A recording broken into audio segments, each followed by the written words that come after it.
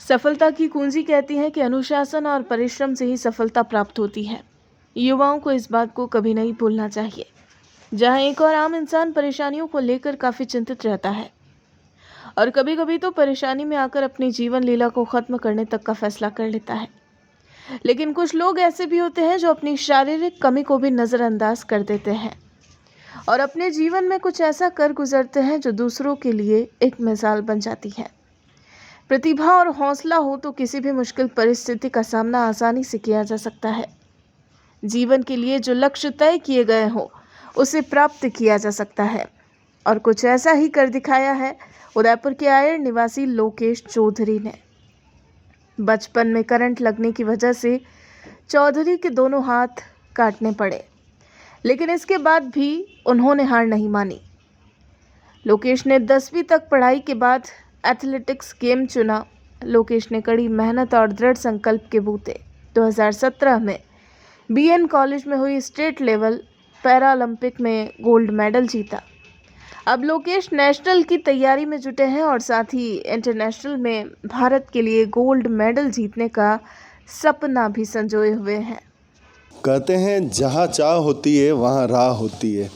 कुछ काम ऐसे भी होते हैं जो आम इंसान मजबूर होके या समय की मार के साथ में अपने आप को भूल जाते हैं और डिप्रेशन का शिकार हो जाते हैं। पर कुछ लोग ऐसे भी होते हैं जिनकी शख्सियत ऐसी होती है कि वो अपने आप को ऐसा काबिल बनाते हैं कि वो आम इंसानों के लिए एक उदाहरण बन जाते हैं। ऐसे ही एक शख्सियत उदयपुर में है और ये आयर निवासी है। बहुत छोटी उम्र में करंट आने की वजह से उनके हाथ चले गए थे, पर उसके बाद में भी उन्होंने अपने आप को संभाला और संभालने के बाद में उन्होंने 2017 में पैरा ओलंपिक जो उदयपुर में आयोजित थी वो जीती।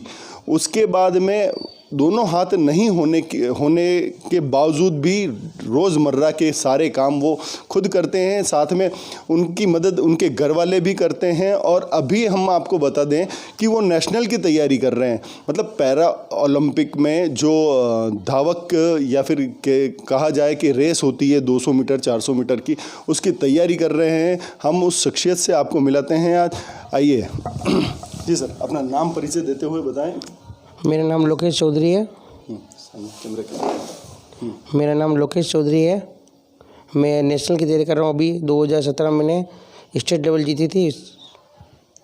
तो लोकेश जी, जैसे हम देख पा रहे हैं कि आपके दोनों हाथ नहीं हैं, तो ये क्या हादसा था, किस तरह से हुआ और उसके बाद में क्या क्या आपको परेशानियाँ झेलनी पड़ी? ये मैं क्या, एक दोस्त के यहाँ घर के ऊपर छत पे खड़ा था, वहाँ हेवी लाइन जा रही थी। उसमें अचानक करंट बढ़ गया जिससे मेरे हाथ उसने खींच लिया।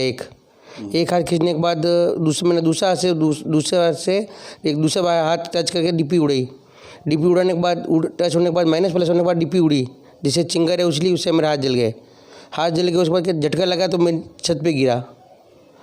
माइंड हेमरेज हो गया, नस सिर पे लगी, माइंड हो गया। और यहाँ हॉस्पिटल वालों ने यहाँ पे इन्होंने मर्द घोषित कर दिया था यहाँ पे कि यहाँ कोई मतलब नहीं है। फिर परिवार वालों ने कहा कि हम इसको अहमदाबाद ले जाकर इलाज करेंगे। तो वहाँ 3 महीने तक अहमदाबाद इलाज कराया, उसके बाद ये ठीक हुआ।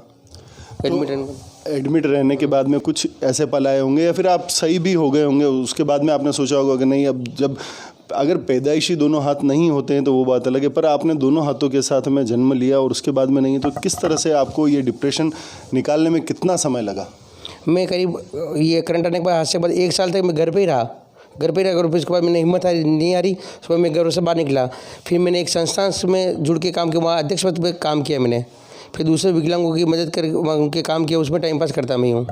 उनके पास बनाना, पेंशन चालू कराना, और रेलवे पास, रोडेज पास बनाना करता, ये सब काम करता, दिन उसमें निकल जाता। अच्छा, मतलब आप विकलांगों की पूरी सेवा करते कि जैसे जिनके पास नहीं होते, जिनके पैर नहीं, जिसके कोई समस्या हो रही पेंशन की, तो कलेक्टर से बात करनी, पेंशन में जाके बात करनी उनके साथ। जैसे उनके पैर नहीं थे, वो नहीं चढ़ पाता सीढ़ियाँ, तो मैं जाके उनके बात करता, चालू करवाता। पहले ऑफलाइन नहीं था, कागज शुरू था, पहले वहाँ ऑफिस में जाके काम करता हूँ उनके साथ जगह। अच्छा, जैसे आपने बताया कि आपने पैरा ओलंपिक में 200 मीटर और 100 मीटर में गोल्ड जीता, तो अभी किस तरह की तैयारी हो रही है और आप किस तरह और आगे कहाँ तक जाना चाहेंगे? अभी मैं नेशनल की तैयारी कर रहा हूँ और नेशनल के लिए मैं सुबह जल्दी उठ के यहाँ से फतेह स्कूल बालाजी जाता हूँ पैदल। मात्र 10-12-15 मिनट में वहाँ पहुँच जाता हूँ मैं। 2.5-3-3.5 किलोमीटर का कैब होता है। उसके बाद हम वहाँ पूजा करके वापस आता हूँ, वहीं से पैदल वापस आता हूँ मैं यूँ। अच्छा, तो ग्राउंड में आप ग्राउंड में कभी कभी शाम को प्रैक्टिस करने जाता हूँ।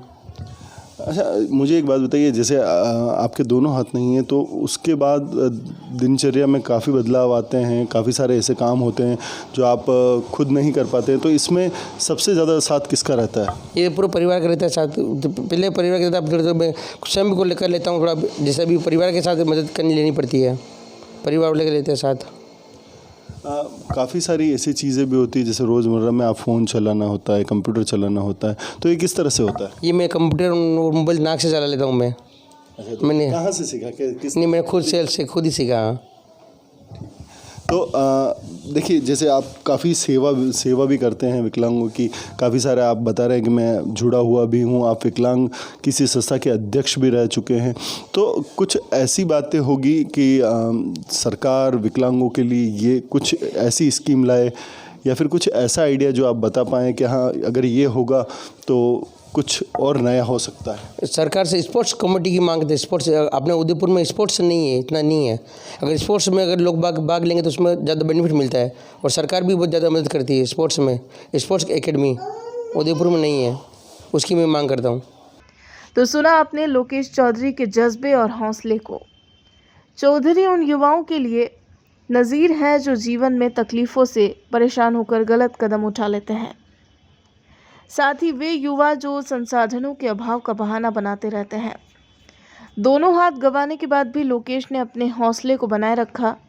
वे जल्द ही रिकवर कर गए और आज लोकेश युवा के बीच प्रेरणा की मिसाल बन चुके हैं। अलर्ट भारत न्यूज़ लोकेश चौधरी के जज्बे को सलाम करता है।